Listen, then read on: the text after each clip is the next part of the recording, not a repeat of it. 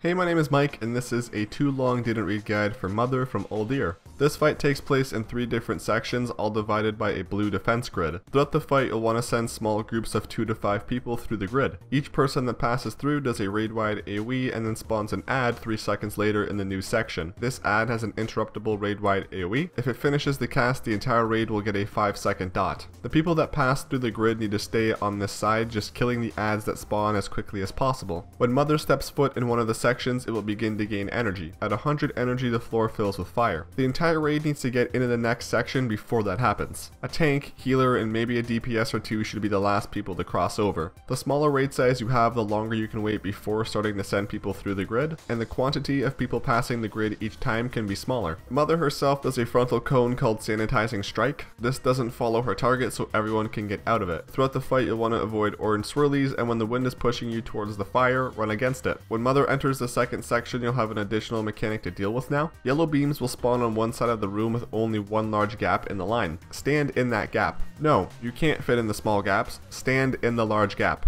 Alternatively, there will be yellow swirlies on the ground, which indicates the beams are coming from the ceiling onto the floor. Standing on these swirlies is a good thing and will ensure you are not hit by the beams. If Mother enters the third section, she will take 100% more damage. If you get to this section, you'll want to pop all your offensive cooldowns here. If you can kill her in the second section though, pop them then. Defensive and healing cooldowns should be coordinated for when people are passing through the defense grid. This fight is primarily a damage management fight. The boss doesn't really have mechanics, just a few things you have to look out for. That was a too long didn't read guide for Mother. If you have any questions, let me know in the comments. If you liked the video, make sure to give it a thumbs up and consider following me on Twitter. Thanks for watching and have a nice day.